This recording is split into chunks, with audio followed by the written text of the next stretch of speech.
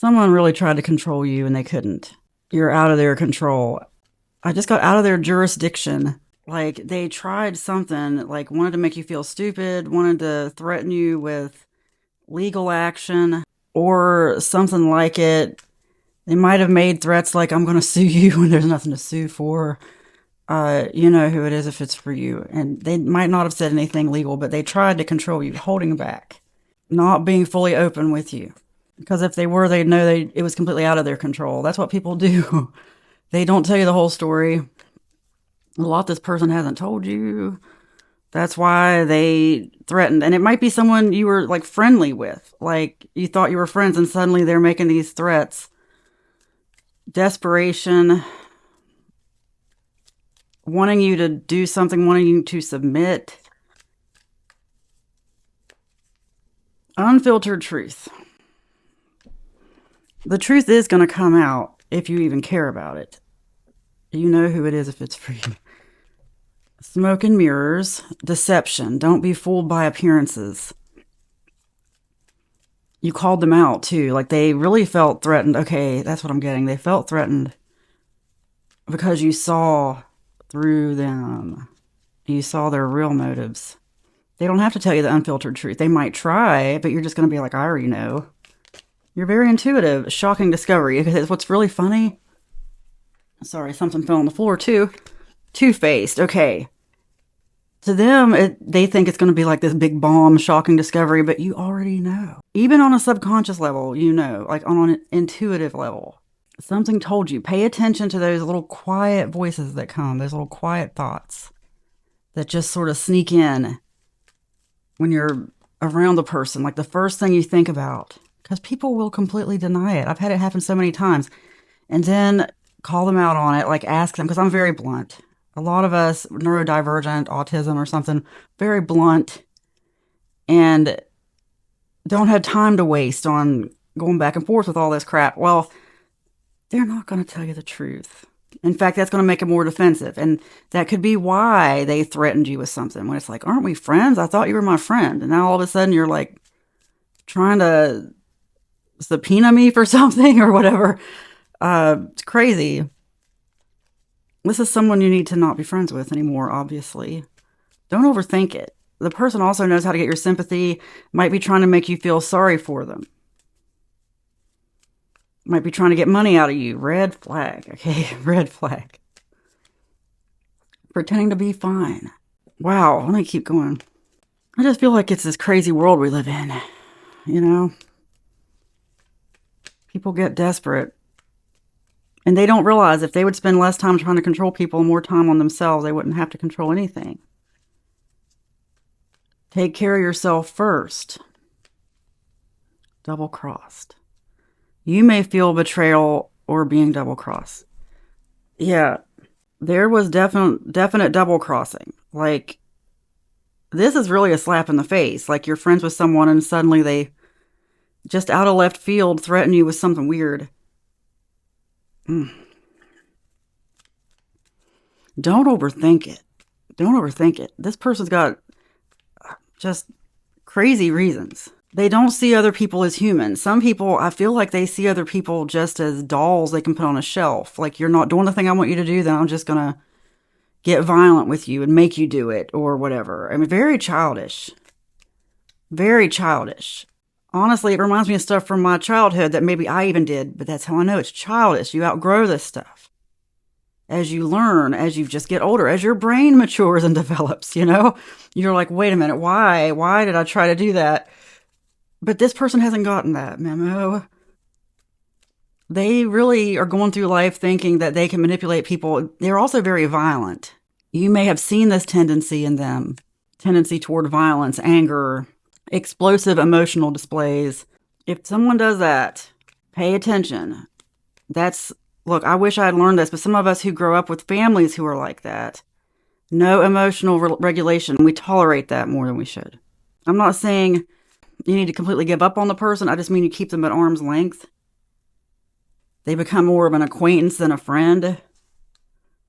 Don't let them move in with you. Don't give them money. Don't start a business with them. But no, this person got really mad because they thought there was something else here, like something ongoing, long term. I am getting business partnership. If not that, it's romantic. For some of you, I'm so sorry. It's someone who's trying to get you to go out with them. It's crazy how people get that way. But a lot of these people are spending too much time alone, and it's one thing to be alone, but it's like I'm alone a lot, but I'm busy. I'm too busy to get into this kind of stuff. This is someone who's alone a lot and has too much time to think about how they want to hurt people who have hurt them. They're going along with the emotion instead of trying to change the emotion, instead of trying to get themselves in a better frame of mind or working on themselves. They are just giving into this, I hate to say, giving into the dark side.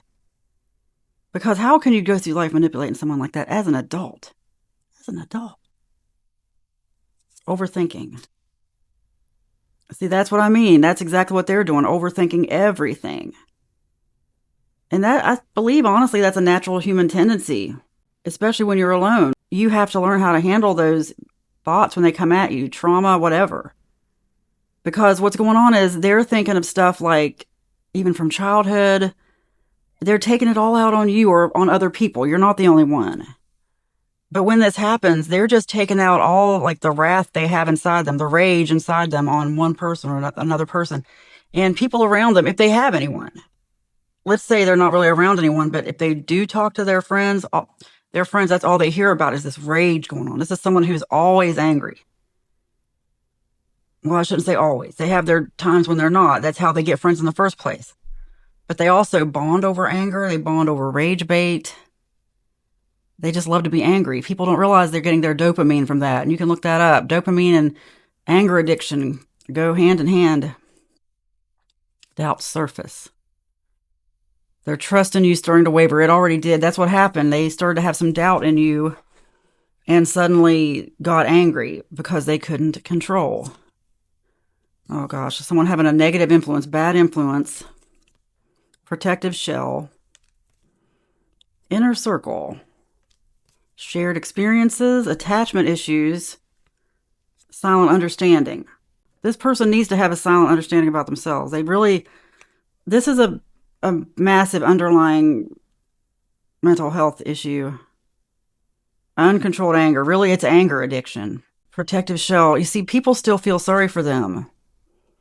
Keeping their emotions hidden for self-protection. And that could be how they lured you in as a friend too. Or more than a friend, is by showing you this vulnerable side to them. That's why a lot of us keep these people around or make excuses for them, because we know that, well, that's not who they are. You cannot give in to these people. You cannot put up with these people unless you just have all the time in the world to waste and you want to act as a therapist.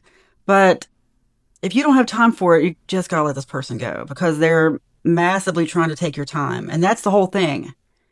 That's why this really started to begin with, because they couldn't infringe upon your time like they wanted. It's crazy. People who have never really been that busy or who have too much time on their hands are not at all often afraid to ask for other people's time. Like it's nothing. It's one thing if you want to help the person. Yeah, I mean, there are times when you sacrifice, help people move or something, but you can't always stop your life to do that. And this person takes that very personally. Inner circle, shared experiences. This is about the bonding, the fact that other people haven't seen this side of them. Other people think it's cute until it's not, until suddenly they're the object of the rage. People are seeing through them now, though, and seeing it for what it is. May this person get the help they need. They need medication or therapy or something. What kind of lesson are you to learn from this, if anything? You don't have to do anything. I'm just confirming this person has a lot more violent, angry tendencies than they let on. They really do. And once they can't get away with that anymore, that's when all this stuff comes out, like the legal, whatever, the threats, a lot of threats is what I should say. Let's see. What should you learn from this? 3 cards. Big change, good vibes only, healing. They are just triggering. I'm not saying you're actually triggered by this, but they may just be bringing up old emotions in you, familiar emotions. May this person have peace in their life, make a big change by not giving into this, because what they want is for you to come back apologizing. They couldn't control you, so they're doing whatever they can to make you come back and offer them a big apology, even a public apology. They need healing, you need a big change, and you just need to not let them get to you. Good vibes only. You need to not let this person pull you into the same rage battle, because that's what it is. It's a rage battle. And it's a waste of time. Time is the most precious asset you have. Do not let them waste any more of your time than they perhaps already have. Last card. May they get the help and healing they need. Imagine that for them. Imagine them getting through the day. And I'm serious. Imagine it. The best way to release karma, to break any kind of curse, if you want to call it that, over your life, is to imagine good things happening. I'm serious. Like, have a true, daydream session, imagining good things happening for this person. Imagine them getting the help they need and never doing this to anyone again. Imagine them staying busy and not giving into the rage that wants to take over, because it's a spiritual attack for anybody. We're all, if you want to call it that, I don't want to say we're all under spiritual attack, but we're all moving around in this spiritual world where all this stuff's just flying at us all the time. You can only focus on your energy field, on protecting yourself and what you allow in and what you don't. This person wants to change your thoughts. It doesn't even make sense. They want you to think about them. Okay. They want you to do things for them without any regard to what it could do for you, to how it could hurt you, to the fact that maybe you can't take a day off work to help them with something. It's that kind of thing. Don't let them get to you. You attract healthy relationships. That means this is extremely unhealthy. And you know that already. I'm imagining you attracting the best people for you. Healthy relationships, a healthy body even, just a healthy mindset. And I'm imagining that for them. May they get the help they need and realize they cannot do this to people. You attract healthy relationships. It is spoken, it is written, and so it is. Amen.